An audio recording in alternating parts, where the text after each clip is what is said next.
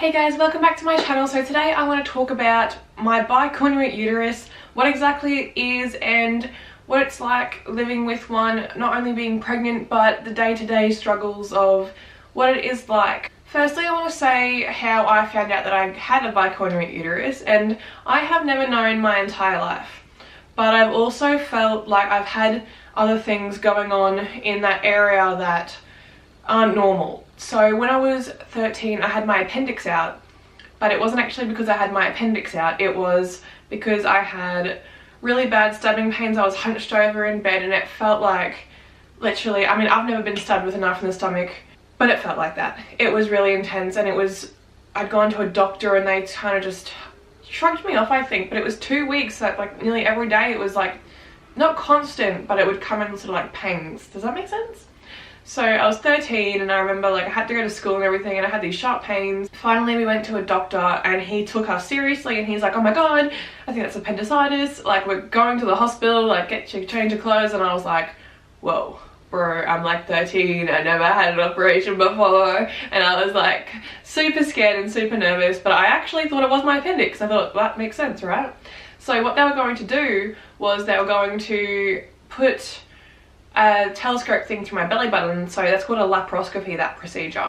They were going to see if it was my appendix and take my appendix out, if, like, you know, regardless, apparently, which I didn't really realize at the time. But I woke up from that operation with 3 incisions, one at my belly button, one at my side where my appendix would have been, and one down below.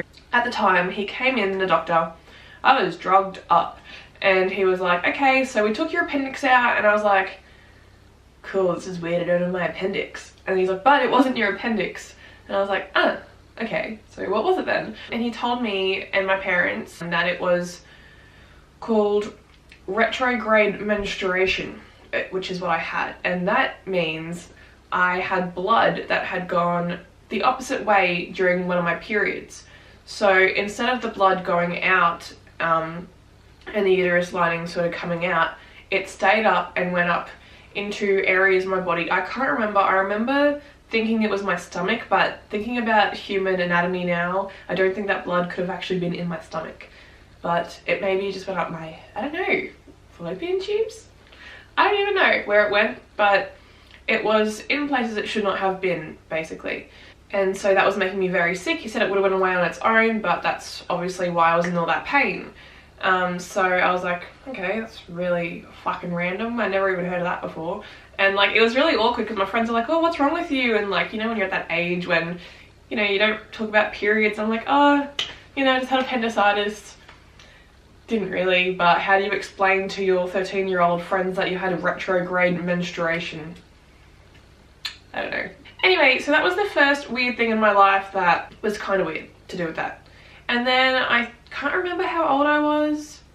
I might have been 17 or 18 or 19. No, I would have been 17 or 18 for sure. What happened was I realized my left rib was sticking out a lot more than my right rib.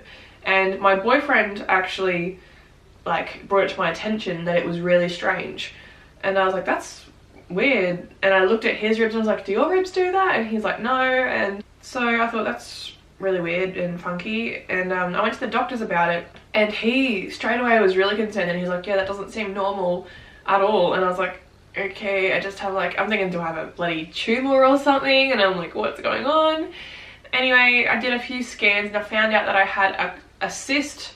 So I had a cyst the size of a cricket ball, and it wasn't actually under my rib, but it was in my like womanly area. And I thought, that's weird, and they kind of didn't really do much about it. They just let it do its thing, and it eventually shrunk over time. So it wasn't anything serious, but I thought that's another weird thing that's happened. And I don't even know if these things are linked, but anyway, so flash forward to when I was 20 and I found that I was pregnant. I went and got my scans done, and I think it was my second scan in. The nurse said, did you know you have a bicornuate uterus? And I was like, what the fuck is that? Not really. I was like, no, like just thinking like some medical term for something. I didn't realize it was a serious thing. I was just like, okay, cool lingo for my uterus. My camera just died. So it's been about 45 minutes since I last spoke, but back to what I was saying, I had a cricket ball sized cyst in my abdomen and it went away on its own, and I don't know if that related to having a bicornuate uterus, but that's just another thing that has happened in my life that I've noticed. I've also had really painful periods always. Like, they have always been super painful. My cramps are crippling, and I assume that that is normal because my sisters had the same thing, my friends had the same thing, they'd talk about it.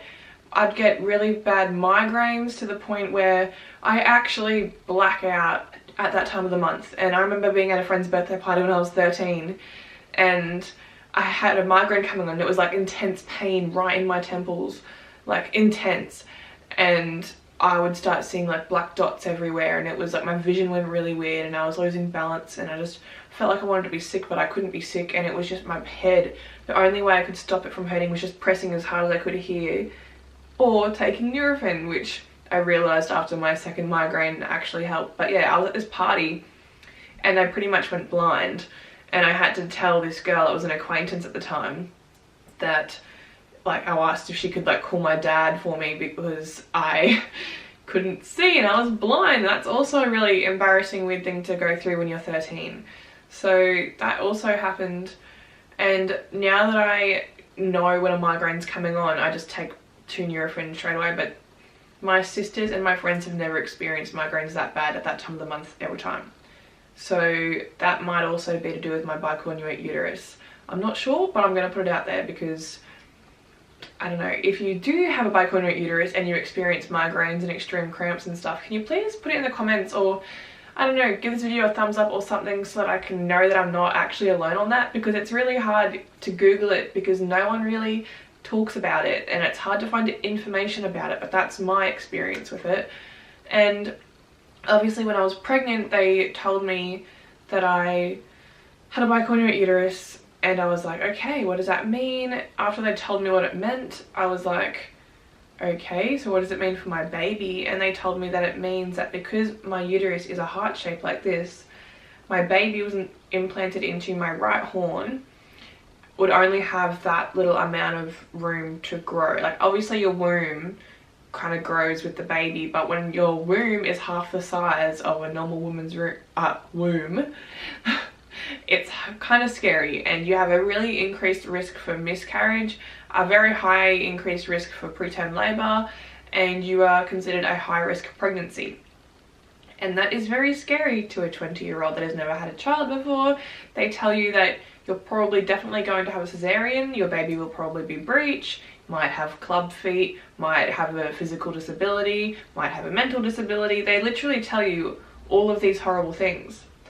And with all that I was kind of freaked out and everything, but what really has affected me probably the most, I mean it affected me when I was pregnant the least because I was pregnant, but what they told me, my doctor told me, was it makes it really hard for you to actually get pregnant because of the way your uterus is shaped and your tubes and all that kind of jazz. I'm not exactly sure, like I'm not a doctor, I haven't, you know, studied it myself, but my doctor told me if I want to start trying for a baby again, I have to try. Basically, he told me that it will take me 5 years to fall pregnant when I'm trying. And that is just a generalization. I may never fall pregnant again, or I may fall pregnant really easily again. I was on the pill when I fell pregnant with Oliver, as most of you would know that. But I was really grateful, and it was like a miracle that I actually got pregnant. And I actually got pregnant with twins with Oliver, and I actually don't think I've ever spoken about this in a video because I started my pregnancy updates from 14 weeks. And what happened was I fell pregnant with twins. I didn't even know, but at 9 weeks I had a miscarriage. And it was one of the most horrific things that I've ever been through with my body. It felt like my body was like rejecting itself. It just felt like my body hated itself. I felt like I hated my body mainly, and I knew what was happening, but at this time I thought I only had one baby, so I thought I was miscarrying the one baby. And we went to the doctors. Reese and I went to the doctors straight away. We couldn't get a scan until like the next day, so we went to that scan and she told me that my little baby was safe. and that is very possible that I was pregnant with twins. And I know, let me tell you guys, I know I miscarried a baby that day. Yeah, it was very obvious from what you see, and any woman out there, my heart goes out to you if you've ever had to go through seeing that, because that is something that sticks in your brain, and you can't, you know, you feel literally like, what do you do with it?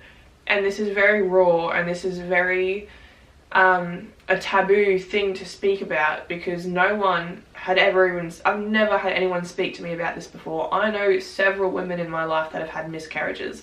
I know there are a lot of people out there, 1 in 4 pregnancies at the start result in miscarriage. A lot of them go unnoticed because they are so early and so undetectable. So any miscarriages around like 6 weeks and before that are very hard to detect, because it can just be mistaken for a regular period. But this was not. It was very, very hard. And the scary thing was that, well, it was hard. It was really hard for me when I was going through this, because my mum and my dad had just got separated the week I found out I was pregnant. So my mum wasn't living with me, and I wasn't in contact with my mum at the time. And I was 20, my dad and I were close, but we weren't close to do with relationships and that kind of stuff. And I felt really like, when I knew it was happening, it was really hard, because I was already shocked that I was pregnant. So it was like, half of me was like, should I be relieved? Because I didn't want to be pregnant. It just happened. But it was like, I thought maybe my dad would be relieved, and like maybe my sisters would be relieved, because they thought I lost the baby, and I didn't feel that way. I felt like I should have felt that way. But when it happens to, salty. Of course this happens when I do my makeup really nice for you guys. Anyway, so I didn't have anyone to talk to about it except for my dad. And I told my little sister, because she was, well, I didn't tell her as such. I don't really remember. It was all kind of a blur. I remember being in a lot of pain and a lot of blood, and trying to tell my dad, I think something's wrong. And he was so supportive. So that was good. That was fine. But that's when it sunk in that my uterus condition is real. And it is real, and it's going to be a part of my life for the rest of my life. And these painful periods that I experience, just the last few times I've woken up in bed at 4 in the morning with cramps so bad that I've literally been in tears a couple of times. And when you've got a child and you're at home by yourself and you've got these cramps, you just think like, does anyone even talk about this? Like this, like I'm in a lot of pain. I look completely normal to you. Like I could be having them right now, and I look completely normal. I don't look sick, which is really frustrating. I've also thought like maybe it's an endo thing, but no one's ever told me that I have endometriosis or anything like that. So I don't think it's that. I really do think it is just the bicornuate uterus thing. Anyway, I'm really grateful that I still have Oliver, and this video is so long, so I hope it's kind of interesting to listen to. I don't really know, I didn't really have a dot point like list that I wanted to talk to you guys about today. That's why I kind of went off on a tangent, but it is a serious thing, and it can be even worse. Like I don't even have the worst condition. There's like septate uterus, which is completely like when the uterus it's been totally like halved, and there are so many different things, but mine, they didn't tell me how severe it is, but I'm assuming it's on the more severe side, because Oliver was footling breech and they tried turning him in my ECV video, which a lot of you guys have watched that video. Got a lot of attention, so thank you guys for supporting me on that video, but they tried turning him in that video and it didn't work.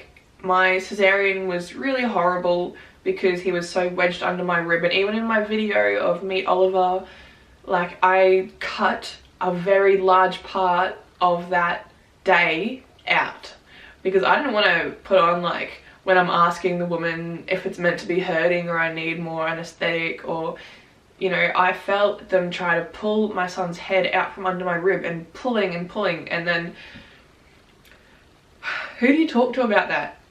Like, I don't know, it's just a really strange thing that you're just like, oh, okay, I had a baby, I had a cesarean, and everyone goes, oh yeah, she had a cesarean, but no one really knows what it's like unless you've had a cesarean yourself. And even when people have had cesareans, all the time it's nothing like my situation, and it's really hard to relate to anyone. So I really want to encourage anyone out there that has this condition, please, like, message me on Instagram. My Instagram is where's_Amy, and message me and talk to me about it, because I really would love to talk about it. And the whole not being able to get pregnant for a while, or maybe not getting pregnant ever, is really scary, and I don't know about it as much as I would like to know about it, I guess. And all through my pregnancy, I felt like, even though it was a high-risk pregnancy, the nurses, I felt like they didn't even really know, or the midwives, they didn't really even take it that seriously.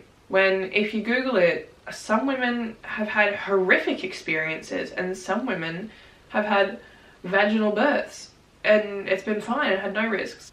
They told me that Oliver would be like 5 pounds. They told me that he might have club feet, which they only told me that on the day, but they told me, you know, there are high risk of disabilities and deformities because he had no room to grow, and that I can't remember all the details I would have told you in my weekly updates, but I know that I would have spoken about it. Anyway, thanks for sticking with me, guys, through that little tearjerker of a video. It's just something that I feel like there's not a lot of on the internet, and not a lot of discussion about on the internet, and I would like there to be more discussion about it. If it really is every 1 in 1,000 people, that's a lot of people, guys. That's so many people. I think mine, they actually told me, like, for like the severity of mine, it was like for every like 1,000, no, for every person that has a bicornuate uterus, mine was 1 in every 500 of those. So mine's very rare, but it really does affect you more than you think is socially acceptable to talk about, I think. And even talking to people that are closest to me about it is hard. Thanks, guys, for watching this video. I hope you learned something about me, and I hope maybe you can relate, and I hope this video helped you or just broadened your knowledge of uterus abnormalities. If you did like this video, or, you know, you just want to help support me, or you have, you know, other people that need to see this video, give it a thumbs up and subscribe to my channel if you haven't already, which I'm sure most of you lovely people are subscribed. And I will see you guys next time for a vlog, I think. So stay tuned for that one, and have a lovely day. I love you guys. Bye.